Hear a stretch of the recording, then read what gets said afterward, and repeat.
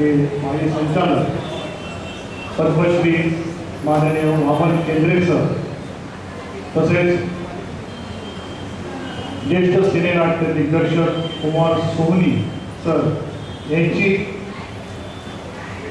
यांच्या मुलाखतीचा कार्यक्रम आज इथे संपन्न होत आहे। माननीय महेंद्र तेरेदेसाई सर आज इथे मुलाखत त्यांची घेणार आहे। मी आमच्या संस्थेचे अध्यक्ष विद्याधर ठाणेकर यांना विनंती करतो की तिन्ही मान्यवरांना त्यांनी व्यासपीठावर घेऊन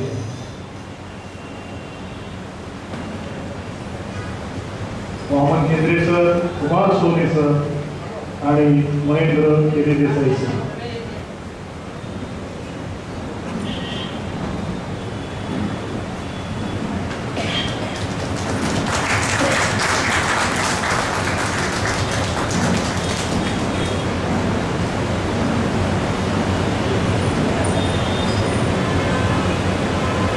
एकशे 31 वर्ष झालेल्या या आमच्या मराठी ग्रंथ संग्रहालय ठाणे याचा वार्षिकोत्सव आहे। या वार्षिकोत्सवामध्ये गेले 3 दिवस आम्ही कार्यक्रम करतोय। पहिल्या दिवशी आम्ही दर महिन्याला सुरू केलेला काव्यकट्टा, या काव्यकट्ट्याचं 25वं पर्व इथे साजरं झालं। काल आमचा वर्धापन दिन आणि वा साहित्य पुरस्कार त्याचंही 25वं वर्ष होतं। असे छान आमचा योग जुळून आला होता आणि आज या दोन दिग्गज दिग्दर्शकांची आणि या क्षेत्रामध्ये भरपूर असं योगदान दिलेल्या दिग्दर्शकांची आज प्रकट मुलाखत होणार होते आहे। मी अध्यक्ष विद्याधर ठाणेकर यांना विनंती करतो की त्यांनी प्रास्ताविकवर 2 शब्द बोलावे।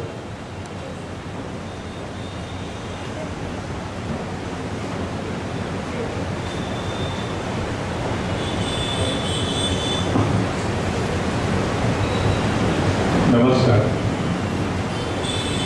निर्देशनी सांगितल्याप्रमाणे फक्त 2 मिनिटं मी आपली घेणार आहे, कारण का आपण ज्या गोष्टीसाठी आलेला आहात आणि ही 2 दिग्गज मंडळी त्यांचं आपण ऐकण्यासाठी इथे आलेला आहे, त्याच्यामुळे मी तुमचा जास्त वेळ घेणार नाही, कारण त्यांच्याकडनं जास्तीत जास्त आपल्याला ऐकून घ्यायचं आहे। म्हणून मी फक्त 2 मिनिटात प्रास्ताविक, कारण का रोज तेच सांगण्यात पण अनेक वेळा झालेले गेले 2 दिवस मी तेच सांगतोय।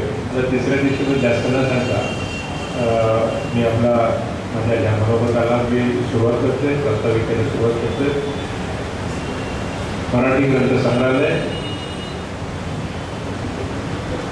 हे आशिया खंडातलं पहिलं मराठी ग्रंथालय आहे, हे आपल्या सगळ्यांना माहितीच आहे। ठाण्याचं भूषण आहे आणि काल 1 जून रोजी या आमच्या मराठी ग्रंथ संग्रहालयाचा वर्धापन दिन होता। त्यानिमित्त त्याचं औचित्य साधून आम्ही 3 दिवसीय कार्यक्रम तिथे आयोजित केला होता याच सभागृहामध्ये। पहिल्या दिवशी मुलाखत 2 कवींची, काल पारितोषिक वितरण समारंभ आणि आज 2 दिग्दर्शक आणि रंगकर्मींचा आपण इथे त्यांनी मुलाखती आयोजित केलेला आहे। मी सरांना फक्त एवढंच विनंती करतोय, मराठी ग्रंथ संग्रहालयाचा इतिहास फार मोठा आहे। 131 वर्ष या आमच्या संस्थेला झालेली आहेत। या संस्थेमध्ये इतकी मोठी मंडळी आहे आणि इतकी मोठी मंडळी आलेल्यांच्या पायाची धूळ आमच्या कपाळी लागण्याची संधी आम्हाला मिळाली आणि इथे काम करायला संधी मिळते, हे आमचं भाग्य आहे। सावरकर, वीर सावरकर, लोकमान्य टिळक, C.D. देशमुख, यशवंतराव चव्हाण अशी अनेक मंडळी, साहित्यिकच सगळे आलेले आहेत। साहित्य संमेलनाचे अध्यक्ष सगळे आत्तापर्यंत येऊन गेलेले आहेत। अनेक मोठमोठी मंडळी आलेली आहेत। कलाकार अशोक सराफ सारखे कितीतरी असे कलाकार इथे येऊन गेलेले आहेत।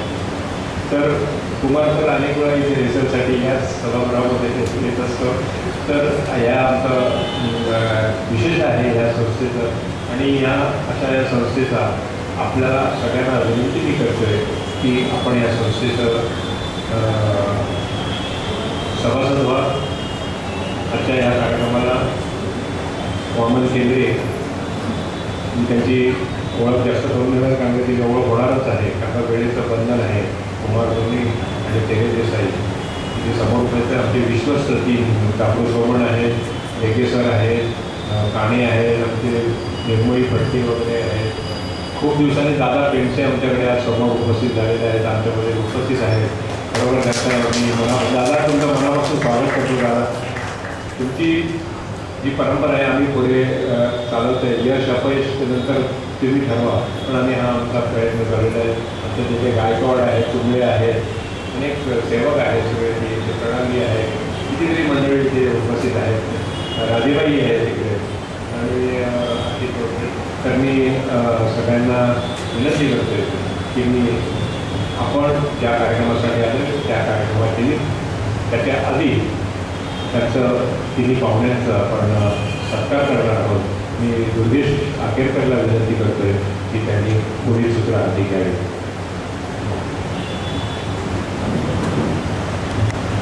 धन्यवाद डायरेक्टर सर.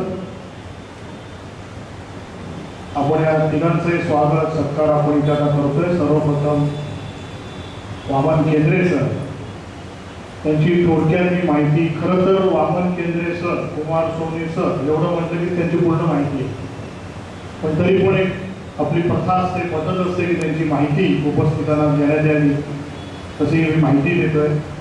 वामन केंद्रे सर हे भारतीय नाट्य दिग्दर्शक आणि शिक्षण तज्ञ आहेत. त्यांनी यापूर्वी ऑगस्ट 2013 ते सप्टेंबर 2018 या कालावधीत national school of drama NSD दिल्लीची जी संस्था आहे तिथे अनेक मुलं त्या संस्थेतून शिकून बाहेर पडत असतात आणि नाट्यक्षेत्रामध्ये खूप भरीवरचं काम करत असतात. त्यांचं संचालक म्हणून त्यांनी काम पाहिले.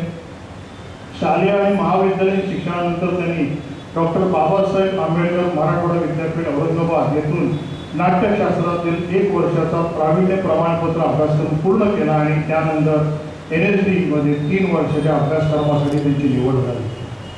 NSD मध्ये त्यांनी केरळच्या धार्मिक आणि लोकनाट्यांवर संशोधन करण्यासाठी फेलोशिप मिळवली. अनेक वर्ष ते मुंबईतील नाट्यकार्यात सक्रिय राहिले.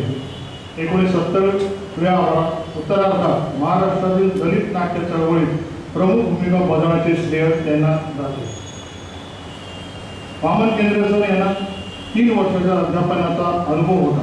त्यामुळे रंगभूमीच्या विविध पैलूंवर भारतात आणि परदेशात 250हून अधिक कार्यशाळा घेतल्या. ते theatre development centre, national centre of performing arts Mumbai येथे 9 वर्षांहून अधिक काळ संशोधन सहयोगी होते. NCPM मुंबई विद्यापीठ आणि रंगपीठ मुंबई यांच्या प्रशासकीय आणि संघटनात्मक कामकाजात त्यांचा सक्रिय सहभाग होता. त्यांनी सल्लागार समिती आणि गव्हर्निंग काउन्सिलमध्ये पदे भूषवली. त्यात NSDची विजन कमिटी, महाराष्ट्र सरकारची राज्य मराठी विकास संस्था, राजस्थान युनिव्हर्सिटी, जयपूरमधील नाट्य विभागाची सल्लागार समिती, गव्हर्निंग काउन्सिल आणि पश्चिम विभागीय सांस्कृतिक केंद्राची कार्यकारी समिती, उदयपूर मुंबई विद्यापीठाची शैक्षणिक परिषद, गोवा सरकारची vision plan committee, all India radio आणि दूरदर्शनसाठी सल्लागार समिती आणि Satyajit Ray film and television इन्स्टिट्यूटची society of a governing council इथे त्यांनी अनेक पदे भूषवली. त्यांनी संस्कृत नाटककार भास यांच्या माध्यम प्रयोगाचे 3 वेगवेगळ्या भाषांमध्ये रूपांतर केले.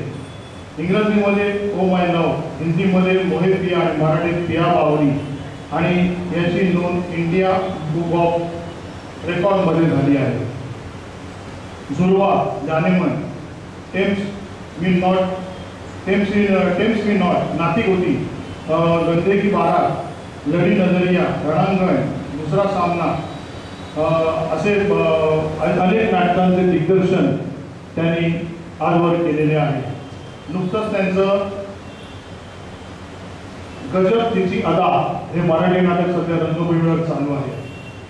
2022 मध्ये संगीत नाटक अकादमीच्या मान्यतेसाठी भारताच्या राष्ट्रपतींनी थिएटर चित्रपटासाठी प्रदान केला राष्ट्रीय पुरस्कारासह रंगभूमीवरील योगदानाबद्दल त्यांना सन्मानित करण्यात आले आहे. 2019 मध्ये त्यांना पद्मश्री पुरस्कार मिळाला. हा भारतातील 4था सर्वोच्च नागरी पुरस्कार आहे. मी आमचे कार्यकारी विश्वस्त मकरंद रेगे सर यांना विनंती करतो की त्यांनी त्यांचा सत्कार करावा.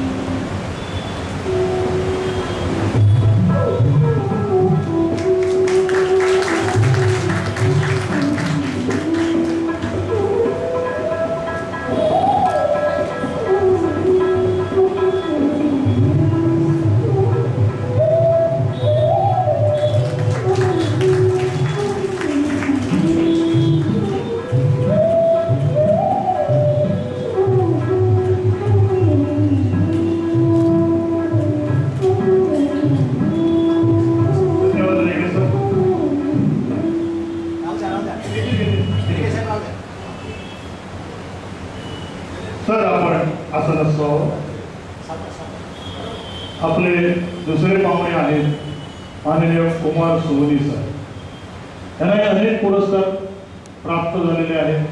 प्रामुख्याने त्यांचा उल्लेख करायचा तर संगीत नाटक अकादमी पुरस्कार 2019 नाट्य दिग्दर्शन विभागासाठी, महाराष्ट्र राज्य सांस्कृतिक पुरस्कार 2020 डॉक्टर श्रेयमराव पुरस्कार नाट्य दिग्दर्शनासाठी, सांस्कृतिक कलादर्पण कलागुरू पुरस्कार, अंबरनाथ चित्रपट महोत्सव कारकिर्दी पुरस्कार, नाना ओम अरुंधनी कलाकार सन्मान, तसेच नाट्यदर्पण हे ज्यापूर्वी नाट्यदर्पण हा पुरस्कार चालू होता. नाट्यदर्पण रजनी या नावाने असायची आणि नाटकाला पुरस्कार देणारी ती पहिलं संस्था होती. त्यातील प्रथम मनुष्य जगन प्रायोगिक नाट्य निर्मिती, अथम मनुष्य जगन प्रायोगिक नाट्य दिग्दर्शन, अग्निपंख व्यावसायिक नाटक दिग्दर्शन, अग्निपंख व्यावसायिक नाटक प्रकाश योजना, रात राणी व्यावसायिक नाटक प्रकाश योजना आणि कोणीतरी आहे तिथे व्यावसायिक नाटक प्रकाश योजना, म्हणजे नाट्यदर्पणचे त्यांना पुरस्कार मिळालेले आहेत. तसेच महाराष्ट्र राज्य सरकारची त्यांना पारितोषिकं मिळालेली आहेत. इंद्रधनुष्य या नाटकात त्यांना अभिनयासाठी प्राथमिक फेरीमध्ये पुरस्कार मिळाला होता. अरूपाचे रूप दिग्दर्शन प्रथम, अरूपाचे रूप निर्मिती प्रथम, अरूपाचे रूप दिग्दर्शन तृतीय, अरूपाचे रूप निर्मिती तृतीय, राजा इडिपस दिग्दर्शन प्रथम, मा अस साबरीन दिग्दर्शन द्वितीय, मा साबरीन निर्मिती द्वितीय, प्रतिमा अभिनयासाठी त्यांना मिळालेला आहे आणि अथमनुष्य जगन निर्मिती प्रथम असे त्यांना पुरस्कार राज्य शासनाचे मिळाले. तसंच महाराष्ट्र राज्य शासनाचे व्यावसायिक नाटकासाठी त्यांना पुरस्कारही प्राप्त आहेत. अग्निपंख दिग्दर्शन द्वितीय, अग्निपंख प्रकाश योजना द्वितीय, रात राणी प्रकाश योजना प्रथम, रात राणी दिग्दर्शन तृतीय, कोणीतरी आहे तिथे दिग्दर्शन प्रथम, कोणीतरी आहे तिथे प्रकाश योजना प्रथम, देहबान दिग्दर्शन प्रथम, देहबान प्रकाश योजना प्रथम, क्षण एक पुरे दिग्दर्शन प्रथम, क्षण एक पुरे प्रकाश योजना द्वितीय, तुझ्या विना प्रकाश योजना प्रथम, मी रेवती देशपांडे दिग्दर्शन द्वितीय, मी रेवती देशपांडे प्रकाश योजना प्रथम असे महाराष्ट्र शासनाचे व्यावसायिक नाटकासाठी जे पुरस्कार असतात ते त्यांना मिळालेले आहेत. याखेरीज झी नाट्य गौरव, छडी लागे चमचम चित्रपटासाठी, मटा सन्मान देहमान नाटकासाठी, सांस्कृतिक कलादर्पण सुकाशी भांडतो आम्ही नाटकासाठी, बिप्ता पुरस्कार कहाणी में ट्विस्ट नाटकासाठी असे अनेक पुरस्कार त्यांना मिळालेले आहेत. असे आपले आजचे दुसरे पाहुणे कुमार सोनी सर. मी माननीय आमचे दुसरे विश्वस्त डॉक्टर सोमन सर यांना विनंती करतो की त्यांनी त्यांचा सत्कार करावा.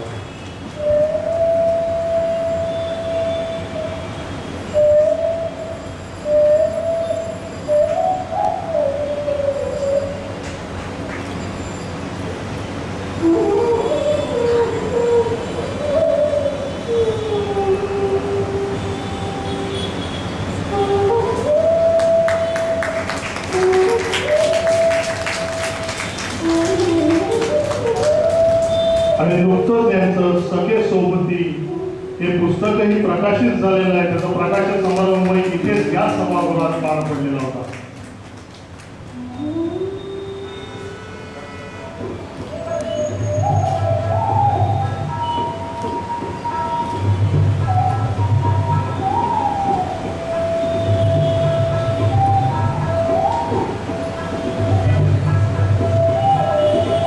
महेंद्र तेरी देसाई सर जे ह्या दोघांची मुलाखत घेऊन त्यांना बोलतं करणार आहे.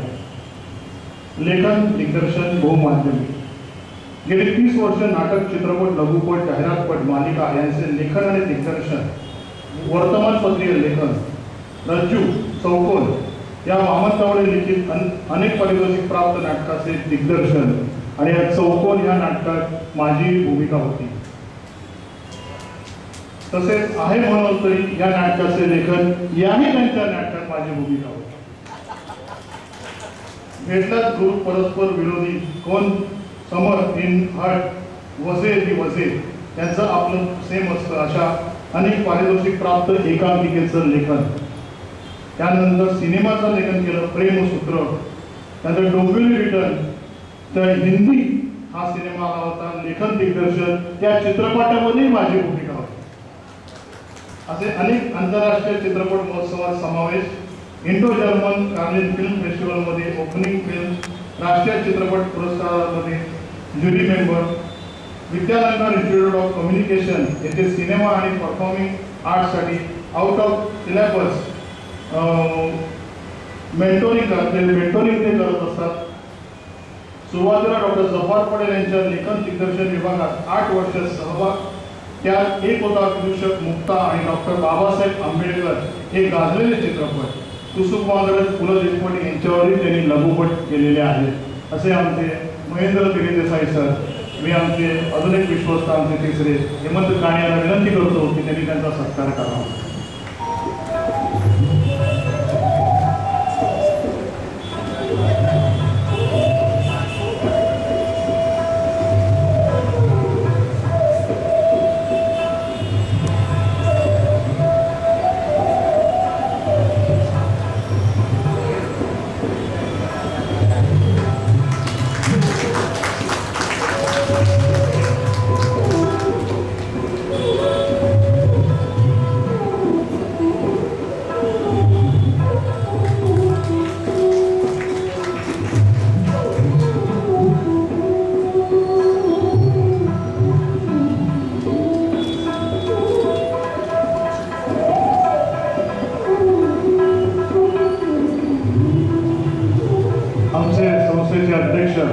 विद्यापीठ ठाणेकर यांची प्रकाशन कृष्णा प्रकाशन हे पुस्तकाचं प्रकाशन करणारी संस्था आहे. त्या संस्थेतर्फे वामन केंद्रे सरांना आणि महेंद्र देसाई सरांना ते कुमार सोनी यांनी लिहिलेलं आत्ता नुकतंच प्रकाशित झालेलं पुस्तक ते भेट देत आहे. ते त्यांना विनंती करतो की त्यांनी त्या दोघांना भेट द्या.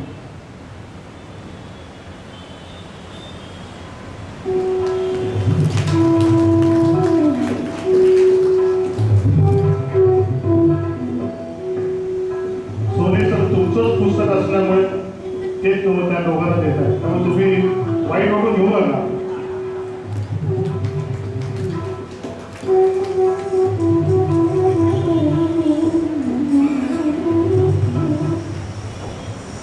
केंद्रे सर, मला एक आठवण आज शेअर करायची संधी मिळेल आणि मी शेअर करतो. कारण आज जवळजवळ माझी 15 व्यावसायिक नाटकं झाली आहेत, चित्रपट झाले, मालिका झाल्या.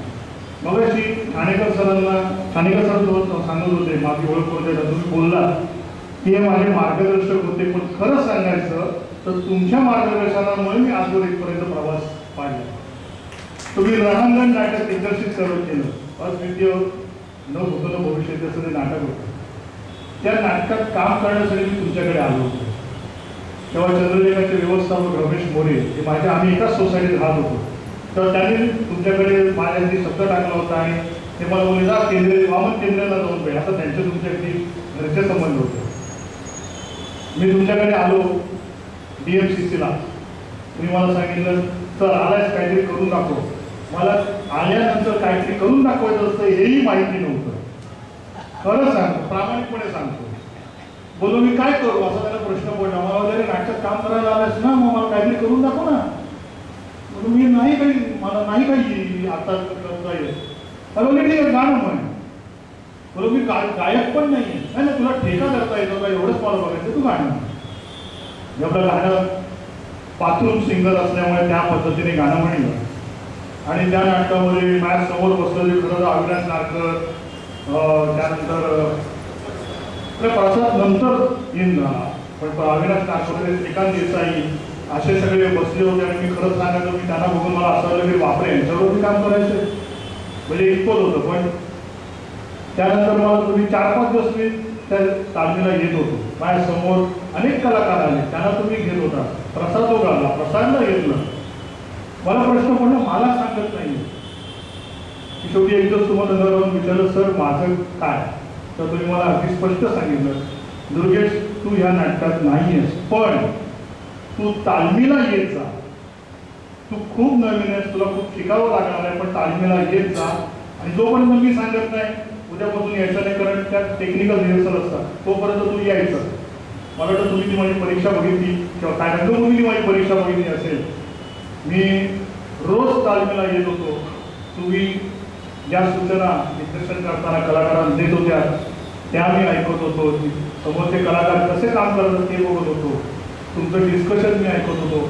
आणि ते बोलताना ते सांगताना तुमची एक नजर माझ्याकडे असायची की हा काय करतो, कंटाळलाय का नीट ऐकतोय, असं सगळं होतं. आणि मी खरंच सांगतो सर, ते जे मला मार्गदर्शन तुमच्यामुळे मिळालं, त्या मार्गदर्शनावर मी आजवरचा प्रवास मी केलेला आहे. आणि हा पुढचाही प्रवास त्याच मार्गदर्शनावर असेल. मला हौशी राज्य नाट्यला मी दिग्दर्शन केलं, 2 पुरस्कार दिग्दर्शनाचे मिळाले, सगळं मिळालं. पण त्याचं श्रेय हे फक्त आणि फक्त तुमचं आहे, कारण तुमच्याकडे मी हे सगळं शिकलो. आज या कार्यक्रमाच्या निमित्ताने मला तुम्हाला हे सांगता आलं किंवा तुम्हाला शेअर करता आलं, तर मी खरंच एकदम धन्यवाद देतो मराठी ग्रंथ संग्रहालयाला की त्याच्यामुळे मला हे आज तुम्हाला सांगता आलं. आता मी महेंद्र धेरे देसाई यांना विनंती करतो की त्यांनी पुढील सूत्र आणतात. धन्यवाद.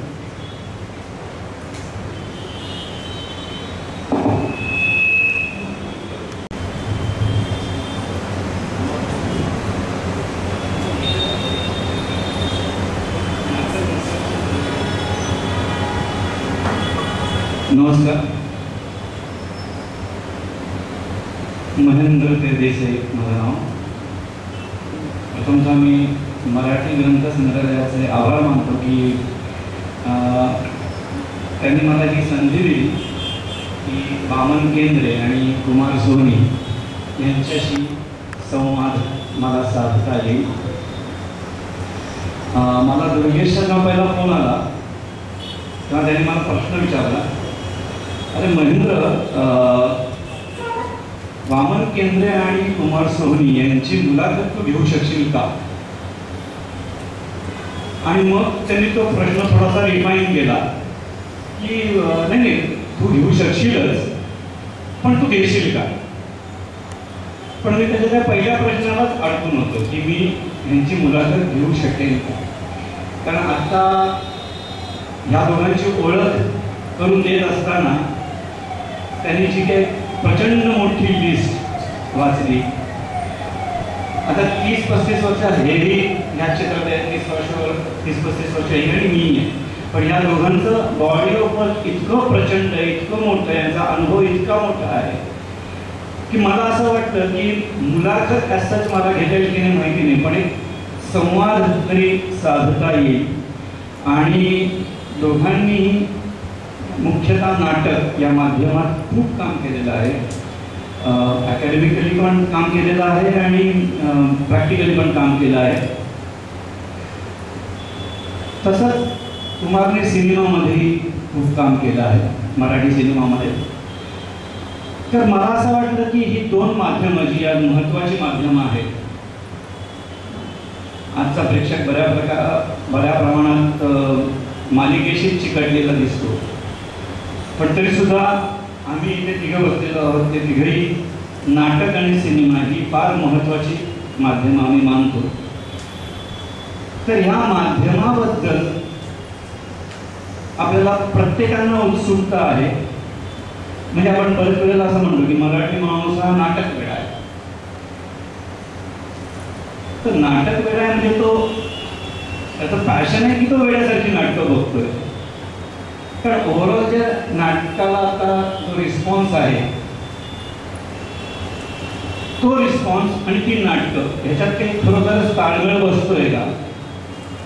मग अशात आमचं बोलणं सुरू झालं की नाटक बघायला जाताना आपण काय बघतो, चेहरे बघतो की नावं बघतो? तर आता चेहरे बघून नाटक बघायला जाण्याची एक प्रथा सुरू झालेली आहे. म्हणजे अरे हा तो त्या सिरियलमधला आणि तो त्या सिरियलमधला, बरं त्याचं नावही माहिती नसतं. त्यांचं जे नाव माहिती असतं मालिकेतलं, तर ते मालिकेतल्या कॅरेक्टरचं नाव माहिती असतं, त्या नटाचं नाव माहिती नसतं. आणि जे नट अभिनेते किंवा अभिनेत्री नाटकातून किंवा सिनेमातून समोर आलेली असतात त्यांची तुम्हाला नावं माहिती असतात आणि हा रेग्युलर आपल्याला आहे. तर मला असं वाटतं की हे माध्यम नेमकं काय आहे, नाटक हे माध्यम काय आहे, हे ह्यांच्या दोघांकडून समजून घेणं, इथूनच आपण सुरुवात करूया. म्हणजे माझं सिनेमा हे क्षेत्र जरा जास्त काम केलेलं, जवळचं असं म्हणणार नाही, पण दोन्ही माध्यमं मला तितकीच जवळची आहे. पण सिनेमा ह्या क्षेत्रात जरा जास्त काम केलं आहे. त्याच्यामध्ये फिल्म ॲप्रिसिएशन म्हणा किंवा चित्रपट रसग्रहण नावाचा एक प्रकार असतो की चित्रपट कसा बघावा, तसं नाटक कसं बघावं असं काही असतं का? नाही, दोघांनी हे फक्त छोटाच प्रश्न असतं की नाही? नाटक कसं बघावं असा प्रश्न म्हणजे असं काही शास्त्र नाही, पण नाटक बघण्याची प्रक्रिया करणारा प्रेक्षक हळूहळू प्रगत होत गेलेला आहे आणि प्रगत होत गेलेला आहे. त्याचं एक उत्तम उदाहरण देतो की आशी पाखरेची नावाचं नाटक प्रथम हौशी रंगमंचावरती सादर झालं. ते हौशी रंगमंचावरती ॲक्सेप्ट झालं आणि नंतर काही वर्षांनी तेच नाटक व्यावसायिक रंगभूमीवरती आलं आणि ते खूप गाजलं. हे याचं उदाहरण आहे की प्रेक्षक ते बघायला तयार झाला, तर परिपक्व झालं. कारण लोकांना मनोरंजन करणं, लोक आधी मनोरंजनाच्या दृष्टिकोनातून नाटकाकडे बघायला. आणि आपण जी काय समांतर रंगभूमी म्हणतो त्या समांतर रंगभूमीमध्ये जास्तीत जास्त करून वेगवेगळे प्रयोग करायला मिळतात. आपण त्यावरती नंतर येऊ, कारण ते छोटे छोटे प्रेक्षक असं काय त्याच्यासाठी प्रशिक्षण असं काही नसतं. जसं फिल्मचं ॲप्रिसिएशन कोर्स असतो की सिनेमा कसा बघावा, सिनेमामध्ये काय असावं, सिनेमामध्ये तंत्र कसं असावं, हे एक ॲप्रिसिएशन कोर्स जो आपला आहे तसा प्रेक्षक तयार करण्यासाठी कोर्स. तर मला असं वाटतं की प्रेक्षकांना जर हे माध्यम काय आहे हे जर आपण सांगितलं तर प्रेक्षक त्या दृष्टिकोनातून त्या माध्यमाकडे आणि त्या म्हणजे नाटकाकडे बघायला येईल आणि नाटकाचा प्रेक्षक प्रगल्भ होण्याची परिस्थिती होईल. मुळामध्ये नाटक म्हणजे काय तेच सांगा. नाटक आम्हाला तेच हवं आहे. नाही, नाटक म्हणजे काय? आता नाटक हा प्रकार मुलगा जन्माला आल्यानंतर सुरू किंवा अभिनय हा प्रकार मुलगा जन्माला आल्यानंतर सुरू. कारण मुलगा जेव्हा इमिटेशन करतो तेव्हा ते काय असतं, जेव्हा लहान मुलगा 5 वर्षाचा 7 वर्षाचा झाल्यानंतर जेव्हा तो अभिनय करतो, एखादी नक्कल करतो, एखाद्या तो अभिनय करणं म्हणजे अभिनय करून त्याचे ॲप्रिसिएशन करण्यासाठी संवाद साधणं म्हणजे नाटक. मग ते नाटक शब्दांबरोबर असतं, शब्दांविनाही असतं. केवळ लाईट अँड साऊंड ड्रामा असलं तरी सुद्धा नाटक असू शकतं, शब्द नसेल तरी सुद्धा नाटक असू शकतं. यातनं नाट्य निर्माण होईल अशा काही घटना घडतात रंगमंचावर घडण्यात, तर त्याचं नाटक असं त्याला आपण म्हणू शकतो. मात्र नमस्कार, तुम्हाला सगळ्यांना आवाज ऐकू येतोय? कारण मी आल्यापासून ह्या सगळ्या पंख्यांच्या मुळं थोडा गोंधळून गेलोय की नेमकं आमचं इकडे काय चाललंय ते शेवटापर्यंत पोहोचतंय की नाही. पोहोचतंय ना? महेंद्रने पहिला प्रश्न विचारला की नाटक म्हणजे काय आणि ते कसं बघावं. मला असं वाटतं की फार याचं सोपं व्याख्या म्हणता येईल किंवा त्याला संकल्पना मांडता येईल ती अशी आहे आणि उत्तम पद्धतीनं भरतमुनींनी आपल्या नाट्यशास्त्रात मांडलेली. ते काय म्हणतात, नाटक कशाला म्हणायचं? दृश्य श्राव्य काव्येषु नाटका, म्हणजे जे डोळ्यांना दिसतं, जे कानांना ऐकू येतं आणि जे मनाला भिडतं किंवा भावतं त्याला नाटक असं म्हणावं. हा मुळामध्ये परफॉर्मिंग आर्टचा भाग आहे आणि डोळ्यांना दिसतं म्हणजे केवळ आपल्याकडे जे दिवाणखान्यातलं नाटक आहे अशी संकल्पना त्याच्या मागे नाही आहे. त्याच्यामध्ये अभिप्रेत आहे ती आहे, पण ज्याला आपण खऱ्या अर्थानं दृश्य म्हणजे डोळ्यांना सुखावणारी गोष्ट. कारण या दोन चाकावरती दृश्य आणि श्राव्य म्हणजे ज्याला आपण दिसणारा भाग आहे, त्यात नट आहे, त्याच्यामध्ये नेपथ्य आहे, प्रकाश योजना आहे, संगीत आहे, कॉस्ट्युम्स आहेत, मेकअप आहे, या सगळ्यांचा मिळून दृश्य होणारा परिणाम आणि त्याला श्राव्याची जोड, श्राव्याची म्हणजे बोलण्याची जोड, संवादाची जोड, मग त्यात उच्चारण आलं, त्याच्यामध्ये अर्थ आला, भाव आला, विचार आला, हे सगळं मिळून हे दुसरं चाक आहे नाटकाचं. एक दृश्य आहे आणि दुसरं श्राव्य म्हणजे ऐकू येणार. आणि हे दोन बघत असताना त्याचा मनावर होणारा परिणाम आहे तो कसला आहे? काव्य अनुभूती. काव्य अनुभूती म्हणजे कविता करतात ती अनुभूती नव्हे. आपल्याकडे जे व्हॉट्सअप कवी आहेत ती अनुभूती म्हणजे काव्य अनुभूती नाही. म्हणजे मी असं नेहमी शिकवताना म्हणतो की कुठलंही वाक्य क्रियापदापासून सुरू करा की त्याची कविता होते. आहे जायचे गणपतसी घरी, तर आहे पासून सुरू केली की कविता होते, त्याला पुढचं तुम्ही जोडून घ्या. म्हणून ही काव्यानुभूती नव्हे तर त्याला सौंदर्य काव्यानुभूती किंवा ज्याला आपण असं म्हणतो एस्थेटिकल एक्सपिरियन्स, की ज्याच्यामुळं माझ्या मनाला किंवा प्रेक्षकाच्या मनाला जी एक समृद्धी प्राप्त होणार. आपण काहीतरी नवीन पाहिलंय, आपण काहीतरी वेगळं पाहिलंय आणि आपला अनुभव विस्तार करणारं काहीतरी पाहिलंय, असा अनुभव जे नाटक देतं त्याला आपण नाटक असं म्हणतो. म्हणजे समजा तुम्हाला असं विचारलं की तुमच्या जीवनातली 5 महत्वाची नाटकं सांगा जी तुम्ही पाहिलेली, त्या 5 मध्ये जे येतं किंवा राहतं आपल्या जीवनाच्या शेवटच्या श्वासापर्यंत त्याला काव्यानुभूती असलेलं नाटक असं म्हणतो मी. तसं नाटक म्हणजे नाटक. म्हणजे सोपं आहे, जे दिसतं आणि जे ऐकू येतं आणि जो मनावर सौंदर्य अनुभूती किंवा कलात्मक अनुभवाचं प्रतिबिंब बिंबित करतं असं नाटक म्हणजे नाटक. आता ते कसं पाहावं हा प्रश्न आहे. पाहावं तर याच 2 चाकावर बसून पाहावं लागेल. दृश्य काहीतरी वेगळं दिसतंय का मला, का तसेच 2 डायमेन्शनल. आपल्या थिएटरला 2 डायमेन्शनल थिएटर असं मानलं जातं संपूर्ण जगभर. तर ते 3 डायमेन्शनल आहे का, 2 डायमेन्शनल आहे का, त्याचा कथानक वेगळं आहे का, विषय वेगळा आहे का, जो अनुभव तुम्ही पुन्हा पुन्हा घेताय तोच अनुभव आहे का, तुमच्या अनुभव विश्वामध्ये काही त्यानं समृद्धी निर्माण करण्याचा प्रयत्न केला, नवीन काही तुम्हाला शिकवण्याचा, सांगण्याचा, दाखवण्याचा प्रयत्न केला आणि तुम्ही नाटक पाहता जिथपर्यंत ज्या परंपरेला घेऊन, ज्या अनुभव विश्वाला घेऊन तुम्ही एका पायरीवर चढलेला आहात त्याच्या पुढच्या पायरीपर्यंत नेण्याचं काम त्या नाटकानं केलं का? जर केलं असेल तर ते नाटकही आहे. आणि अशा पद्धतीनं मला अमीर करण्यासाठी, मला श्रीमंत करण्यासाठी, मला समृद्ध करण्यासाठी, मला संवेदनशील करण्यासाठी किंवा मला माझी विचार बैठक ही जास्त त्याला काय म्हणता येईल क्लिअर करण्यासाठी जर नाटकाचा उपयोग होत असेल तर तशा पद्धतीनं नाटकाकडे पाहावं. केवळ मला घरात काही काम नाहीये आणि म्हणून मला विनोद करायचा आहे, विनोद ऐकायचा आहे, विनोद बघायचा आहे. काही नाटकं पाहिल्यानंतर असं फार वाईट वाटतं. काही नटांना मी 30-40 वर्ष बघतोय, म्हणजे मी कुठले पर्टिक्युलर एखाद्या दुसऱ्याचं नाव घेत नाही, पण आता हसारे बाबांनो जवळजवळ प्रेक्षकांच्या मध्ये सभागृहामध्ये उतरून प्रेक्षकांच्या वर्गण्यांना गुदगुल्या करण्यापर्यंत आपलं नाटक गेलेलं आहे. याला नाटक बघणं असं म्हणत नाही आपण. तर नाटक बघायचं असेल तर खऱ्या अर्थानं त्यांना काहीतरी नवीन, काहीतरी विस्तारित अनुभव, काहीतरी कलात्मक अनुभव देणं हे अभिप्रेत.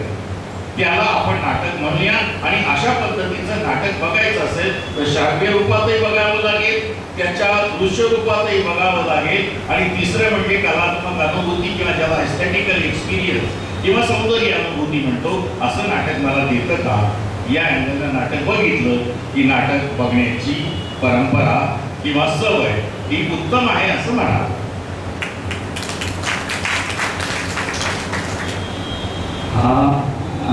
म्हणजे मला हे सगळं अपेक्षित आहे की हे सगळं मला हे सगळं नवीन आहे.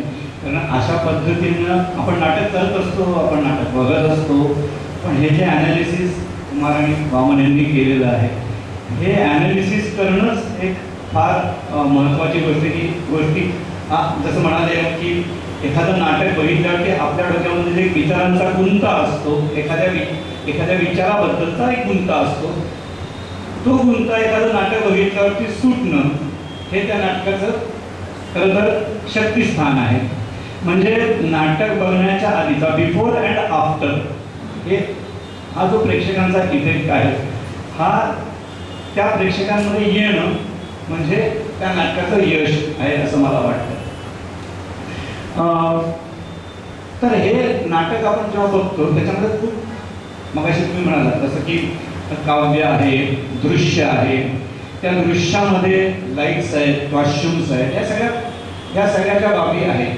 ते दिग्दर्शक म्हणून तुम्ही त्याचं प्रोसेस म्हणजे नाटक हे माध्यम दोघांचं आहे असं म्हटलं जातं. आता तुम्ही परत त्याच्यावरती प्रकाश टाकला की लेखक आणि अभिनेता, लेखक जे लिहितो आणि अभिनेता जे तुमच्या समोर मांडतो, ह्या दोघांचं ते माध्यम आहे आणि तुम्ही दोघंही दिग्दर्शक आहात.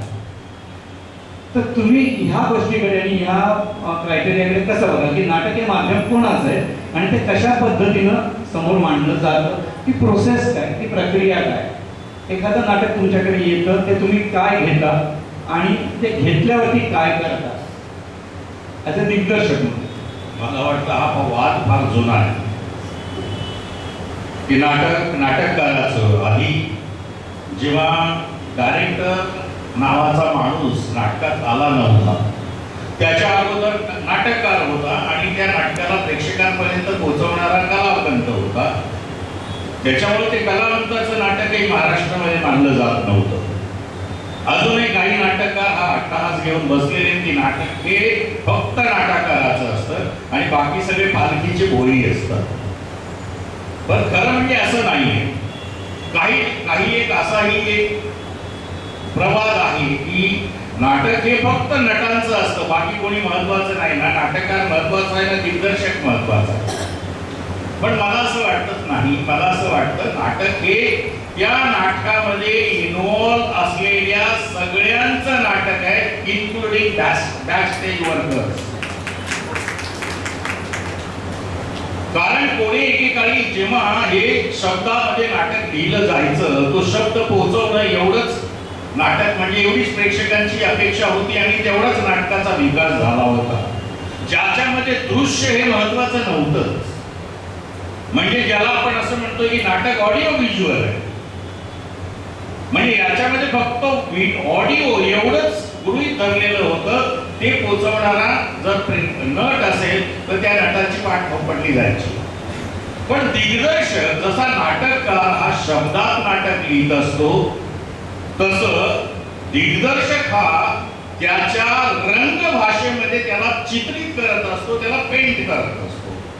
मुळामध्ये ही संकल्पना मराठीमध्ये मागच्या 40 वर्षात आलेली की पेंट करतो म्हणजे काय, तुझा शब्द पोहोचवणं एवढंच आमचं काम नाहीये, तर त्या शब्दाला दृश्य रूप देणं, विचार रूप देणं, भाव रूप देणं, अर्थ रूप देणं आणि या सर्वांचा परिणाम म्हणून त्याला बघणाऱ्या माणसाच्या मनामध्ये सौंदर्यानुभूती किंवा कलात्मक आनंद निर्माण करणं म्हणजे नाटक. म्हणून या सगळ्या दृश्य रूपाचा, श्राव्य रूपाचा, असणाऱ्या ध्वनी रूपाचा, संगीताचा विचार कोण करतो, तर तो दिग्दर्शक असतो. म्हणून केवळ शब्दामधलं नाटक त्यानं उसवलं, शब्दामध्ये अडकून पडलेलं नाटक उसवून मग त्याचं दृश्य रूप, मग त्यातल्या मोमेंट्स आल्या, त्याच्या कंपोजिशन्स आल्या, त्यातली लाइटिंग आली, त्याचं काय म्हणूया साऊंड डिझायनिंग आली आणि एका पद्धतीनं त्याचं कलात्मक विश्व हे दृश्य रूपानं जसं फुलवणं हे डिरेक्टरचं काम आहे, तसंच तद्वतच त्याचं श्राव्य रूपही फुलवणं. श्राव्य रूप म्हणजे काय, फक्त ऐकू येतं म्हणजे तो काही शब्दच असतो का नुसता, तर त्या शब्दामध्ये दडलेले भाव, त्या शब्दामध्ये दडलेला अर्थ, त्या शब्दामध्ये दडलेला विचार, त्या शब्दामध्ये दडलेली जी आवाजाची दुनिया आहे, ध्वनीची दुनिया आहे, आवाजाची दुनिया आहे, संगीताची दुनिया आहे, याला मल्टी डायमेन्शनल करणं. म्हणजे याला असं म्हटलं जातं की फक्त शब्द ऐकू आला की नाटक संपलं असं नाहीये. शब्दाला बॉडी देता येणं आणि शब्दांना लेअर देऊन त्या शब्दाचा सुद्धा श्राव्य अनुभूती म्हणतोय मी, त्या अनुभूतीमध्ये त्याचं कन्वर्ट करणं म्हणजे दृश्य रूप, श्राव्य रूप या सगळ्यांचा व्हिज्युअलायझर कोण आहे तर तो दिग्दर्शक आहे. आणि याला वाहक कोण आहे तो नट आहे. आणि त्या नटाच्या वाहनाला चाक कोण लावतो, त्याला पुढे नेण्यासाठी तंत्र कोण पुरवतो, त्याला कॉस्ट्युम कोण देतो, मेकअप कोण देतो, ऑपरेशन कोण करतो. तर हे सगळे म्हणून भरत मुनी काय म्हणतात, अभिनयाचे जे विश्लेषण केलं त्याच्यामध्ये अंग महत्वाचा आहे, त्याला अंगिक अभिनय म्हणतात. शब्द महत्वाचा आहे, तो वाचिक अभिनय. पण हे नेपथ्यापासून ते रंगभूषेपर्यंत जो आहार्य नावाचा किंवा ज्याला आपण तांत्रिक अंग असं म्हणतो त्याच्याशिवाय नाटक करून बघा. म्हणजे पूर्वी 26 तासला फक्त काळे कपडे घालून लोक नाटक करत, पण कितीदा नाटक असं बघणार, दर नाटक काळ्या कपड्यात. शिवाजी महाराज एक तलवार उचलून म्हणायचे की मी आहे शिवाजी महाराज, लोक म्हणायचे बरं तू शिवाजी महाराज. पण जेव्हा त्या कॉस्ट्युम मध्ये मागे लागलेल्या रायगडावरच्या कमानी सहित एखादा नट रंगमंचावरती प्रवेश करतो तेव्हा त्याला काही बोलायचीच गरज नसते. आपण त्याला त्याच्या दृश्य रूपालाच काळी देतो. त्याला आपण असं म्हणतो की त्या तंत्रांनी केलेल्या अभिनयामधलं कॉन्ट्रीब्युशन आहे ते. आणि म्हणून हे केवळ नटाचं माध्यम आहे किंवा केवळ दिग्दर्शकाचं माध्यम आहे किंवा लेखकाचं माध्यम आहे असं नाही. तर एखाद्या माणसानं, एखाद्या बॅकस्टेज वाल्यांनी तलवार एका जागेची दुसरीकडे ठेवून आणि पुढे लढाई होणार आहे मंचावरती, समोरच्या कॅरेक्टरच्या हातात भाले तलवारी आहे आणि या कॅरेक्टरची तलवार मिसिंग आहे, तर काय होईल, कुठला अनुभव होईल हा. तर त्याच्यामुळं असं म्हणत राहिलं म्हणजे बरं वाटतं, नाटक करायचं नाटक आहे, म्हणत राहिलं म्हणजे वाटतं नटाचं नाटक आहे, मग बाकीचे सगळे गौण आहे, असं काही नाहीये.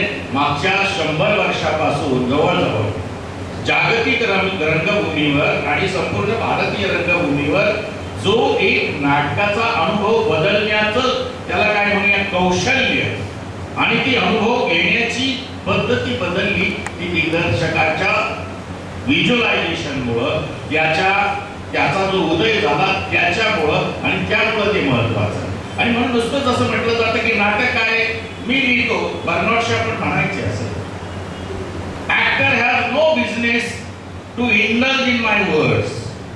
They are not supposed to act, but they are just supposed to render my words and that's it. म्हणजे त्यांना नटही मान्य नव्हता. मी फक्त लिहिलेला शब्द येतो अंतिम आहे आणि ते फक्त तू बोल, बाकीचा शब्द काम करेल. पण हे इतकं सोपं उरलेलं नाहीये. बदलत्या काळाप्रमाणे, बदलत्या गुंत्याप्रमाणे बदलती माणसं, त्यांचं जगणं बदलत चाललंय आणि तो गुंता नीट उभा करण्याचं, तो गुंता करण्याचं आणि शेवटाला तो सॉल्व करण्याचं सगळं काम कोण करतो तो दिग्दर्शक असतो. त्याच्यामुळं आजच्या मितीला हे म्हणणं नाटक हे अमक्याचं माध्यम आहे, तमक्याचं माध्यम नाहीये. तर बुकिंग करायला बसलेल्या बुकिंग क्लार्क पासून ते व्यवस्थापक करणाऱ्या व्यवस्थापकाचं आणि त्याचबरोबर ते नाटककार अशा सगळ्यांचं मिळून नाटक आहे. दौऱ्यावर नेणारी गाडी जर पंक्चर झाली आणि ती जर वेळेवर गडकरीला नाही लागली, त्यानंतर जो काही अर्ध्या तासानं नाटककाराचा जो काही दंगा होतो त्या नाटकाच्या वातावरणामध्ये, त्याच्यावर असं कुणीही म्हणणं बरोबर नाही. बदलत्या काळामध्ये या सगळ्यांच्या भूमिका अत्यंत समर्थनीय आहेत आणि त्याचं क्रेडिट त्याला द्यायला हवं. धन्यवाद. मी आता मला तुम्हाला हेच मला तुझ्याकडून सुरुवात करून हवी आहे त्याची की भामन जे म्हणाले त्याच्यावरून ठीक आहे प्रयत्नाने करतोय. वामन जे म्हणाले की नाटक हे सगळ्यांचं माध्यम आहे, हे कोणाच्या एकाचं माध्यम नाही तरी सुद्धा मला असं वाटतं की ते त्याच्यामध्ये कोणाला देखील होतच असतं. तर नाटकाची सुरुवात ही संहितेने होते.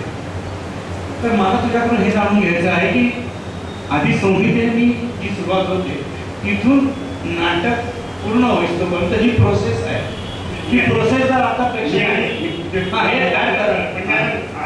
मुद्दा पुढे नेतोय ते म्हणतोय ते बरोबर आहे, पण ते आजच्या काळाला म्हटलेलं असं. आजच्या काळासाठी असं म्हटलेलं आहे की हे नाटक हे सर्वांचं झालंय. म्हणजे मी उदाहरण देखील सांगतो की ज्यावेळेला गडकरी आणि त्यांचं अण्णासाहेब किर्लोस्कर वगैरे जे लोक नाटक घेत होते त्यावेळेला नाटक हे फक्त लेखकाचंच मानलेलं आहे. त्यावेळेला बाकीचं स्टेजक्राफ्ट जो आहे बाकीचा नेपथ्य आहे, प्रकाश योजना आहे, बाकी रंगभूषा आहे, वेशभूषा आहे, याला इतकं महत्त्व दिलं जायचं नाही.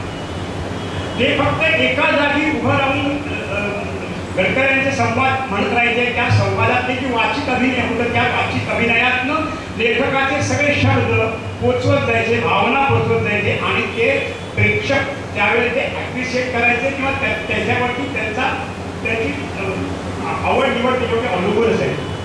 हळूहळू जसं युरोपियन कंट्रीजमध्ये नाटक डेव्हलप झालं, इब्सन आणि चेकाव आणि या लोकांनी जसं शेक्सपियर यांची जशी नाटकं यायला लागली तशी ती आपल्याकडे यायला लागली.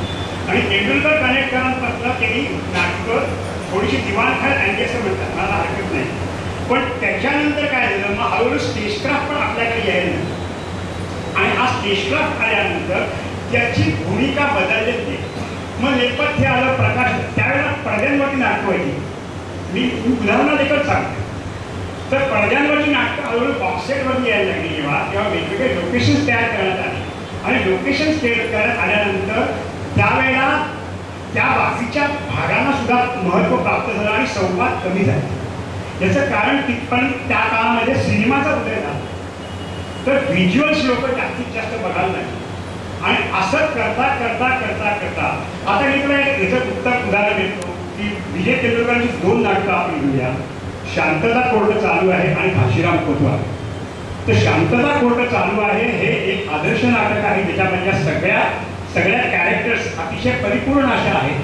म्हणजे कुठल्याही लेखक दिग्दर्शकाला ते मिळालं की ते त्याला करणं सोपं करणं अगदी सादर करणं अतिशय सहज शक्य आहे. याचं कारण असं की लेखकाने इतकं उत्कृष्ट कॅरेक्टरायझेशन केलेलं आहे की नेपथ्य प्रकाशनाचं सहाय्य घेऊन ते आपण ते करू शकतो. पण ज्यावेळेला त्यांचं आपण घाशीराम कोतवाल नावाचं नाटक बघतो, घाशीराम कोतवाल नावाची संहिता आपण जेव्हा वाचतो त्यावेळेला प्रश्न उभा राहतो की लेखकाला जे म्हणायचं आहे, लेखकाने जे म्हटलेलं आहे, लिहिलेलं आहे ते सादर करण्यासाठी वेगवेगळ्या प्रकारची दिग्दर्शनाची शैली तिथे वापरू शकतो. आणि मग दिग्दर्शक तिथे थोडासा हावी ठरतो. म्हणजे तेंडुलकरांची हीच 2 नाटकं जर का घेतली आणि जर का ते अरविंद देशपांडेने जे नाटक डिरेक्ट केलं ते जर का जब्बार पटेलने केलं असतं तर ते सुद्धा साधारण त्याच पद्धतीने केलं असतं. पण घाशीराम कोतवालसारखं नाटक ज्या वेळेला जब्बार पटेलांनी केलं किंवा जब्बार पटेलांनी त्या नाटकाचं आकलन करून स्वतःचा छाप, स्वतःची संपूर्णपणे एक दृष्टी द्यावी आणि त्या दृष्टीसाठी त्यांनी नेपथ्य, प्रकाश योजना, संगीत, नृत्य या सगळ्यांचा अभिनय यांचा सगळ्यांचा वापर करून त्यांनी ते सादर केलं. याचं कारण दुसरं असं झालं की त्यावेळेला प्रेक्षक हळूहळू बदलला. 5 अंकी नाटकातून हळूहळू 3 अंकी नाटक, 3 अंकी नाटकावर 2 अंकी नाटक आलं. आणि शेवटी एक जनरल अशी टेंडन्सी आहे की आपण जे विकतं तेच आपण करतो. त्यामुळे लोक आणि वेगवेगळे प्रयोग पण करतात. आता हे विक्रीसाठी म्हणून केलं नव्हतं, ते स्पर्धेमध्ये केलं. पण मला म्हणायचं असं की हा प्रेक्षका बदलाचा सुद्धा एक प्रकार आहे की प्रेक्षकाने हळूहळू सिनेमाच्या माध्यमामध्ये किंवा टेलिव्हिजनच्या माध्यमानंतर लोकांची नाटकाकडे बघण्याची दृष्टी थोडीशी बदलत गेली होती. आणि नंतर आता हे म्हणतं याला 100% खात्री आहे, माझं म्हणणं आहे.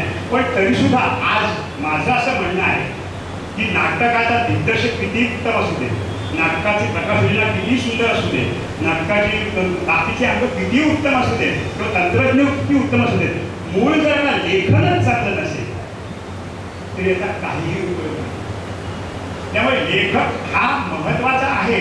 पण आज हे नाटकातले सगळे घटक त्यातले अतिशय महत्त्वाचे होते असं मला वाटतं. नाही, मला असं वाटतं की आपण कोणाला तरी जरा झुकतं माप देतो पुन्हा.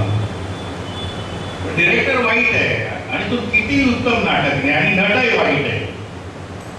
त्याचं उलट उदाहरण काय होतं त्या नाटकाचं. म्हणून मग चांगलं नाटक कशाला म्हणतो, ज्याचं त्याचं कॉन्ट्रीब्युशन योग्य प्रमाणामध्ये ज्या नाटकात आहे. मग तो नाटककार आहे, तो दिग्दर्शक आहे, तो नट आहे, ते स्टेज क्राफ्टवाले आहेत आणि बाकी सगळंच. आपण उत्तम नाट्याची व्याख्या करताना हा हवी झाला आणि तो हवी नाही झाला अशी करता येणार नाही. एखादं नाटक ज्या कारणासाठी लिहिलंय त्या कारणासाठी किंवा त्याच्यापेक्षा खरं म्हणजे 2 पावलं पुढे जाऊन नेऊन हा नाटक डिरेक्टर हा नाटक पुढे नेत असतो. याचबरोबर नटही आज गडकरींच्या काळातलं उदाहरण आज आता आपल्याला घेता येणार नाही. त्यावेळेला दिग्दर्शक अस्तित्वातच नव्हता, तेव्हा तालीम मास्तर होता. तालीम मास्तर म्हणजे काय, कंसामध्ये जे लिहिलेलं आहे तसंच्या तसं नाटक वदवून घेणे याच्या पल्या डिरेक्टरला रोल नव्हता. तर तेव्हा ते नाटककाराचंच नाटक होतं. म्हणून आता घाशीराम कोतवालचा हा जो कुमार म्हणजे म्हणताय ते बरोबर आहे की घाशीराम कोतवालमध्ये एखाद्या डिरेक्टरकडनं फॉर्मचा जास्त वापर होऊ शकतो. मी तेंडुलकरांना असं म्हटलं, ते म्हणाले माझं घाशीराम का करत नाहीस तू.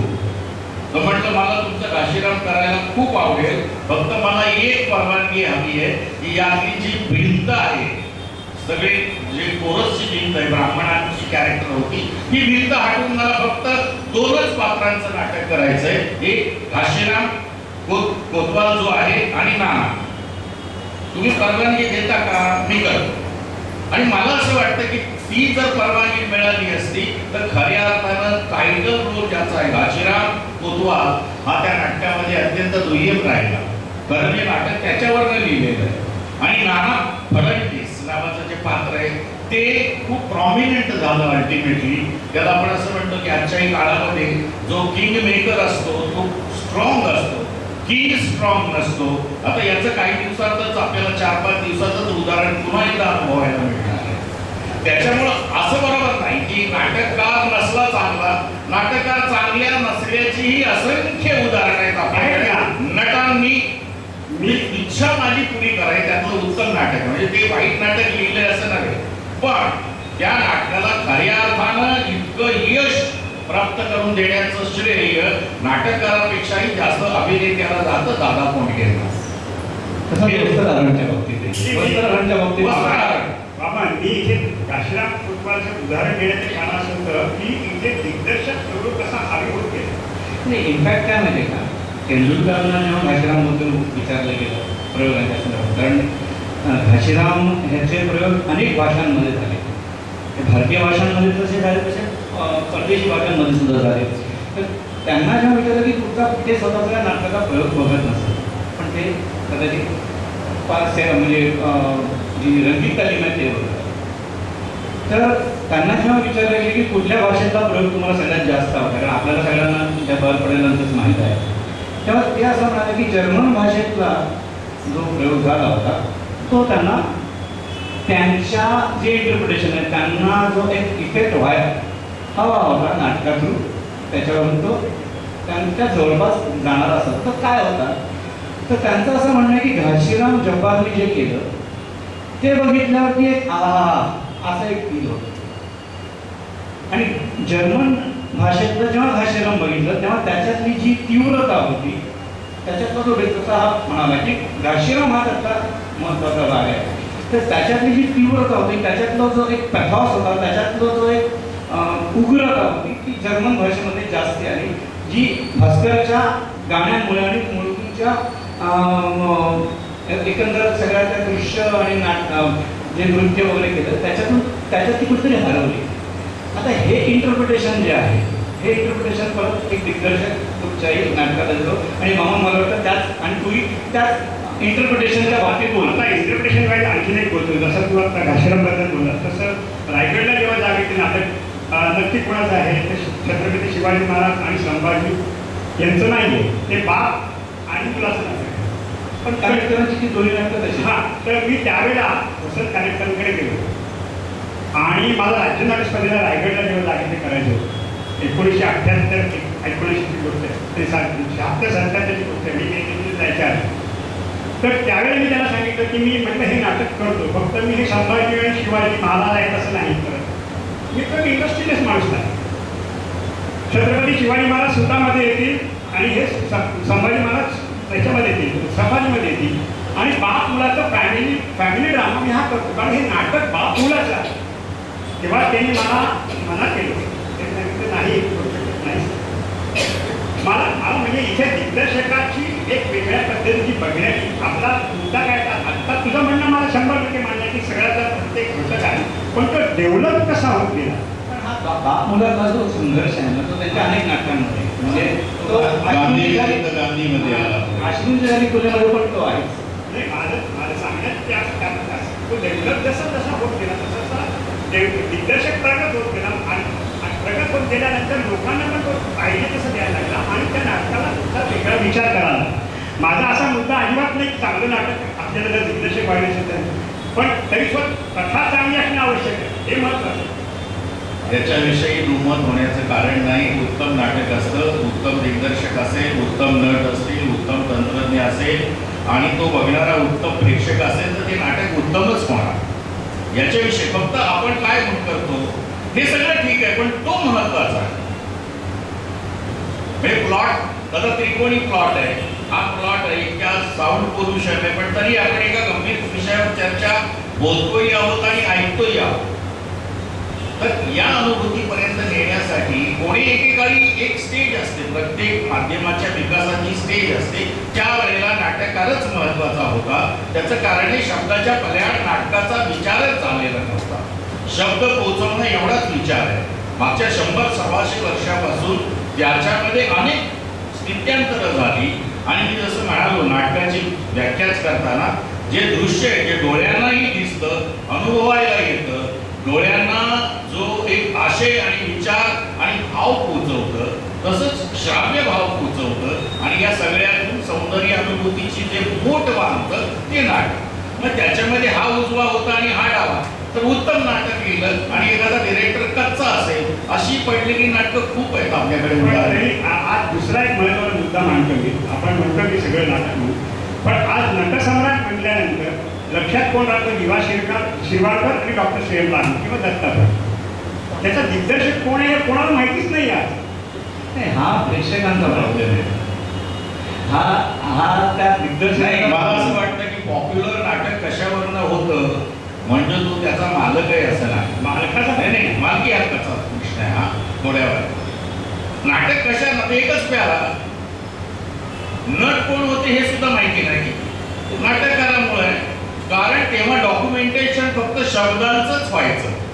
लक्षात घ्या, आता सगळं डॉक्युमेंटेशन हे दृश्याचं होत आहे, श्राव्याचं होत आहे आणि जगभर तुमची एकमेकांची नाटकं जात आहे.